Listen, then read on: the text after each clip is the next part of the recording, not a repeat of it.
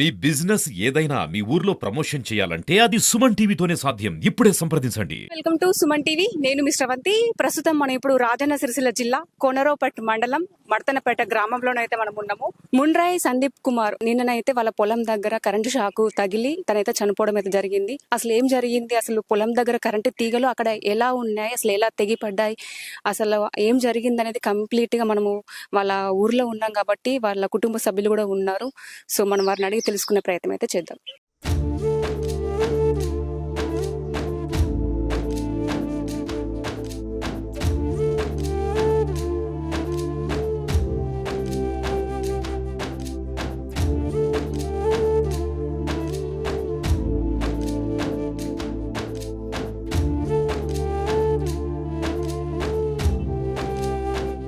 మనతో మాట్లాడడానికి మర్తనపేట గ్రామ సర్పంచ్ గారు ఉన్నారు. సో అసలు ఏం జరిగిందని చెప్పేసి మనం ఒకసారి వారిని అడిగి తెలుసుకుందాం.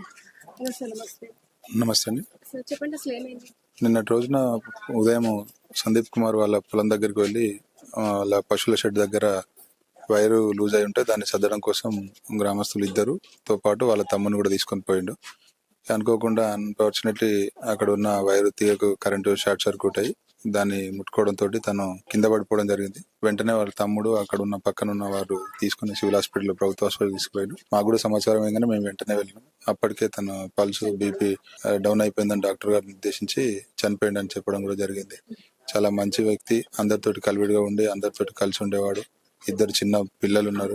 బాగా కష్టపడుతూ తన జీవితాన్ని సాగించి ఇప్పుడు ఒక పరిస్థితిలో ఉండే దేశం గల్ఫ్ దేశాలు అక్కడ పనిచేసి వచ్చి ఒక 7 సంవత్సరాలు గల్ఫ్ లో కూడా పనిచేసి వచ్చి కష్టాలు అనుభవించి ఇప్పుడే ఊరికి వచ్చి కొంచెం స్థిరమయ్యే క్రమంలో వారి కుటుంబానికి భగవంతుడు తీరని అన్యాయం చేసిండు.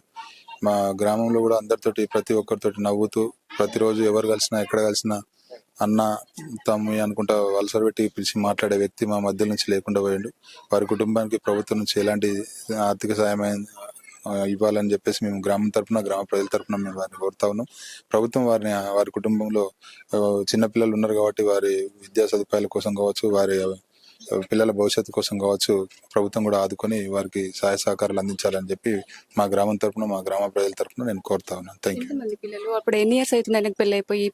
ఆయనకు 2 బాబులు, ఒక బాబు 9 ఇయర్స్, ఒక బాబు 6 ఇయర్స్. పెళ్లి అయిపోయి దాదాపు 13 ఇయర్స్ అవుతుంది పెళ్లి అయిపోయి. 13 ఇయర్స్ అవుతుంది పెళ్లి అయిపోయి. సో అది అంటే తీగలు అనేటి మరి అసలు ఎలా, అసలు అక్కడ ఎలా కింద పడ్డాయా లేకపోతే తీగలు ఎలా వచ్చాయి? మొన్న బోర్బావి వీళ్ళు పొలం మొన్న ఎండాకాలంలో వీళ్ళు పొలం ఎండిపోవడంతో బోర్ వేద్దామని చెప్పేసి అని బోర్బావి వేపించారు ఒక 20 రోజుల క్రితం. ఆ 20 రోజుల క్రితం బోర్ వేపించే క్రమంలో ఇవి అడ్డొస్తాయి, ఆ లారీకి అడ్డొస్తాయి అని చెప్పేసి అని వీరే తీసేసారు. దాంతో పాటు ఆ ఒక కర్రకు బాతుంటే ఆ గాలి మొన్న వచ్చిన ఆ గాలి పెనుగాలి దుమారంతో ఆ కర్ర ఎగిరి కింద పడ్డది. భూమి మీద పడడంతో దీన్ని టైట్ గా లాగడం కోసమని వీరెళ్ళి ఆ పని చేస్తున్న క్రమంలో ఈ ప్రమాదం జరిగింది. ఆ టైంలో అక్కడ ఎంతమంది ఉన్నారు, అంటే ఎవరు చూసారు? ఆ టైంలో వీరున్నారు, వీరితో పాటు ఆ పని చేయడానికి వచ్చిన 2 ఉన్నారు. మొత్తం 4 ఉన్నారు. అంటే స్పాట్ లోనే చనిపోయారా లేకపోతే హాస్పిటల్ దగ్గర? అంటే అక్కడ తీసుకువెళ్ళేటప్పుడు మార్గం మధ్యలో చనిపోయినారు. అక్కడికి పోయిన తర్వాత డాక్టర్ గారు నిర్దేశించారు. అది ఎక్కడ అనేది మనం క్లారిటీగా చెప్పలేం, కానీ డాక్టర్ గారు తీసుకుపోయిన తర్వాత అక్కడ వాళ్ళు సర్టిఫై చేసిన తర్వాత మనం దానికోసం. Thank you. గ్రామ సర్పంచ్ గారు అయితే చెప్పారు, వాళ్ళ పశువుల షెడ్ వద్దనైతే వైర్లు అంటే కొంచెం తెగిపడి ఊడిపడినాయి అంట.